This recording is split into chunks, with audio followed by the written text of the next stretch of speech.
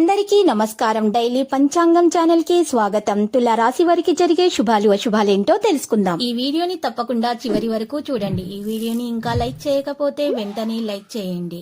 ప్రతిరోజు మీ రాశి ఫలాలు అందరికంటే ముందుగా తెలుసుకోవాలంటే క్రింద కనిపిస్తున్న రెడ్ కలర్ సబ్స్క్రైబ్ బటన్ ని క్లిక్ చేసి ప్రక్కనే ఉన్న బెల్ బటన్ ని యాక్టివ్ చేయండి. అలాగే వీడియోని తప్పకుండా మీ మిత్రులందరితో షేర్ చేయండి. ఈ రోజు మీరు ఒక స్త్రీతో మీ మనసులోని మాట మాట్లాడతారు. మీరు వారిని ఇష్టపడుతున్నారని వారితో చెబుతారు. ఈ విషయం చెప్పిన తర్వాత మీకు ఒక షాకింగ్ వార్త అయితే అందుతుంది. జాలీగా గడుపుతారు. ఇక ఈ రోజు ఆకుపచ్చ రంగు దుస్తులను దానం చేయడం వల్ల, గణపతిని పూజించడం వలన మీకు మంచి జరుగుతుంది. ఆటంకాలు తొలగించబడతాయి. అనుకున్న విధంగా పనులు పూర్తి చేస్తారు. సన్నిహితుల వివాదాలు పరిష్కారం అవుతాయి.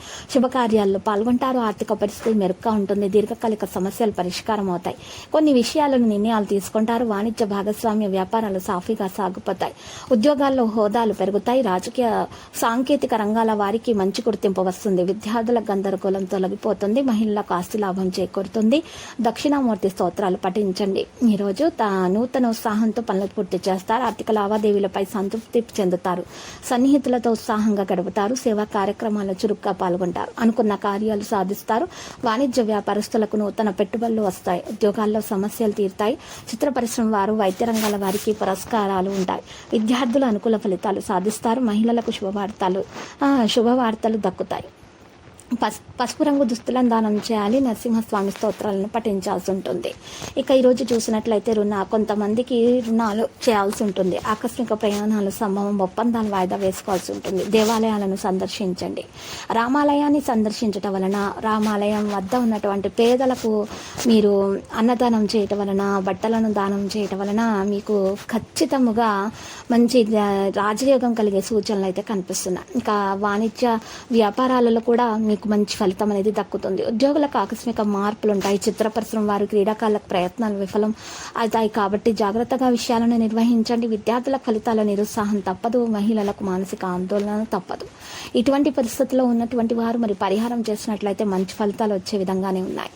ఈ విధంగా మీరు పరిహారం చేసినట్లయితే, ఒక తమలపాకుతో పరిహారం చేసినట్లయితే మీకు ఖచ్చితంగా అశుభం కలుగుతుంది. పరిహారంలో మీరు ఒక తమలపాకును ఉపయోగించాలి. ఆ తమలపాకు మీద మీరు చక్కగా నీటితోటి కడిగి తమలపాకును సింధూరం తీసుకోవాలి. సింధూరంతో కొద్దిగా గంగాజలం కలుపుకొని ఆ తమలపాకు మీద ఈ యొక్క సింధూరంతో సవ్య స్వస్తికి గుర్తు వేసుకొని అమ్మవారి ఫోటో ముందు గణపతి మూల మంత్రము స్తుతిస్తూ మీరు ఈ యొక్క పూజ నిర్వహించినట్లయితే ఖచ్చితంగా దోషాలు తొలగిపోతాయి.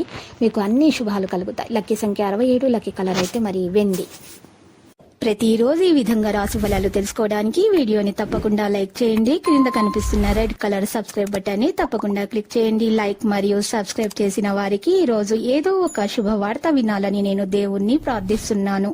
Thank you for watching this video.